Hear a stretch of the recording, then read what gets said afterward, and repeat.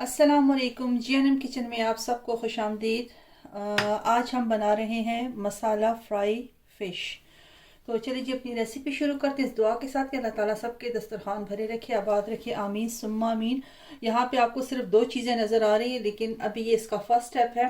यहाँ पे ये मेरे पास बोनलेस मैंने फ़िश ली है, 500 ग्राम इसका वज़न है। आप कोई भी अपनी पसंद की मछली इस्तेमाल कर सकते हैं। यहाँ पे ये 500 ग्राम बोनलेस मछली है मेरे पास।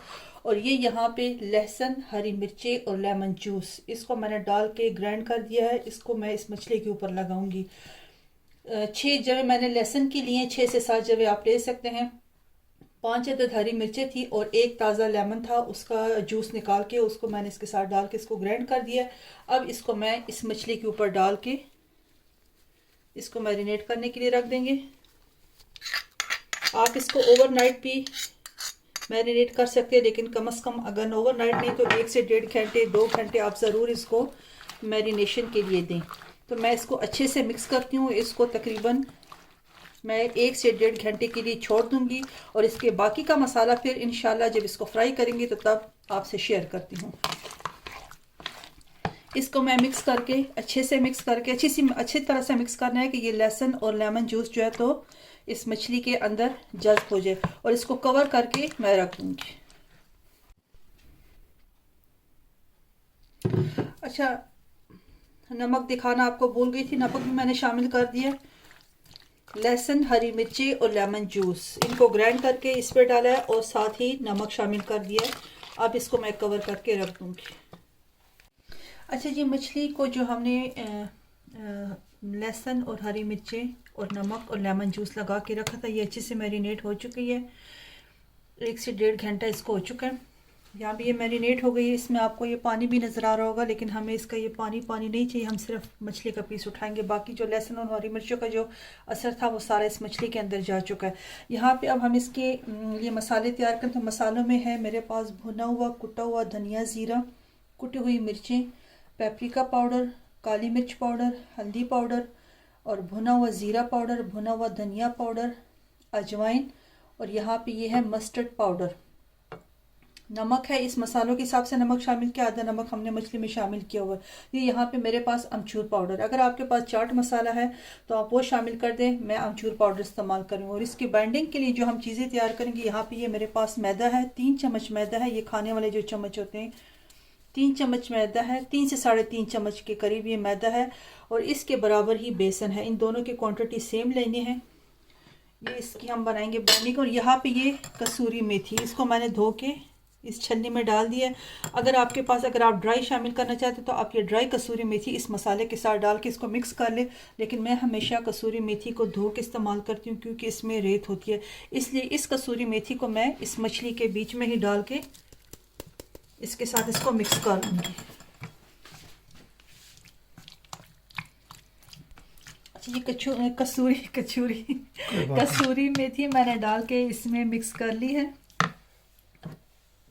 अब यहाँ पे इन मसालों को मिक्स कर लेंगे आपस में अच्छे से। और साथ ही ये मैदा और बेसन भी डाल के मिक्स कर लेंगे। ये हम बना रहे हैं मछली के लिए बाइंडिंग। इसके ऊपर से जो हम कोट करेंगे, इन सभी चीज़ों को अच्छे से मिक्स करते हैं। ये सारा मसाला, सारे जो ड्राई इंग्रेडिएंट्स हैं उनको हमने अच्छे से मिक्स कर लिए।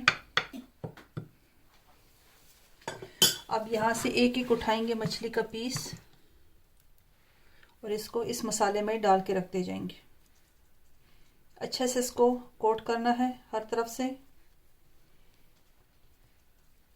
ये बहुत ही मज़ेदार मछली बन के तैयार होती है। इस तरह से कोट करते जाएंगे और इसको साइड पे लगाते जाएंगे।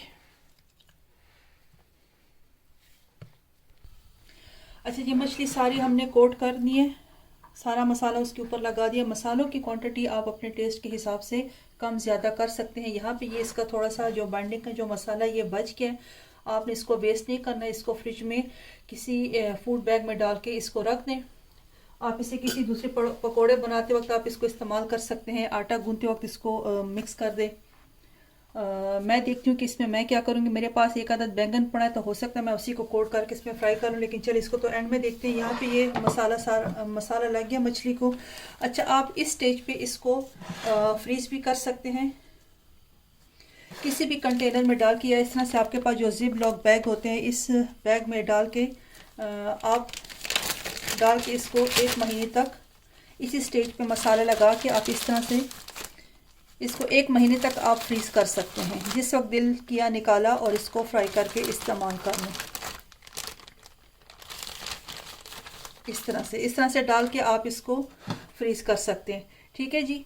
तो चलिए जी, आपको स्टोर करने का फ्रीज़ करने का तरीका भी दिखा दिया। ऑयल मैंने गर्म होने के लिए रख दिया। ऑयल गर्म होता है तो इसको हम फ्राई करते हैं। जी, ऑयल यहाँ पे गर्म हो चुका है। एक एक फ़िश उठाएंगे और इसमें डालते जाएंगे। बिस्मिल्लाह।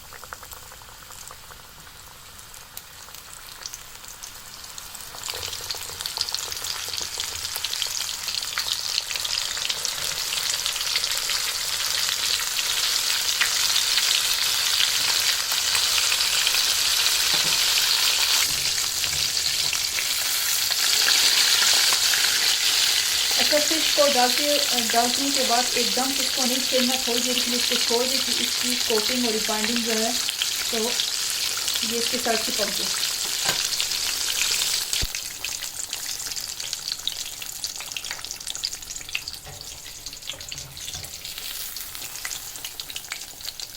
देखिए जी, माशाल्लाह मज़ेदार एक बैच फ्राई होकर तैयार हो चुका है।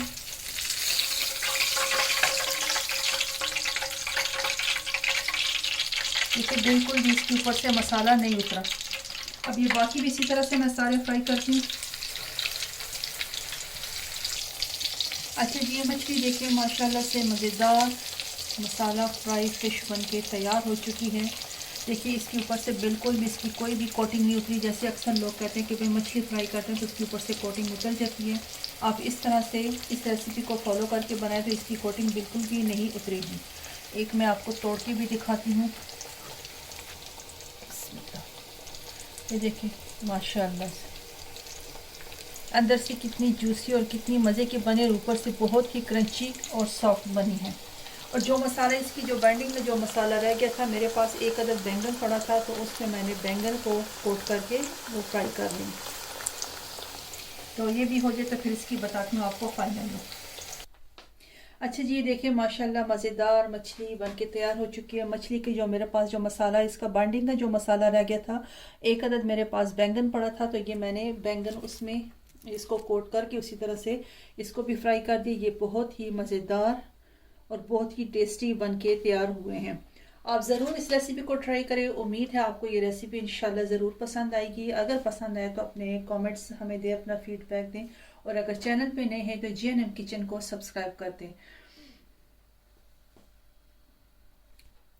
अच्छा जी, मैं इसके साथ चावल सर्व करूंगी। अब वो चावल बॉईल करूंगी। आप रोटी, पराठा, चावल जिसके साथ आपको अच्छा लगे आप इसको सर्व कर सकते हैं। ये मज़ेदार मछली आप ज़रूर इस रेसिपी को ट्राई करें।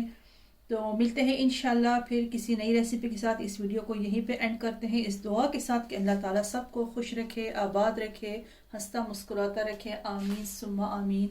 अल्लाह हाफिज़। अपनी दुआ में मुझे भी याद रखें। आमीन।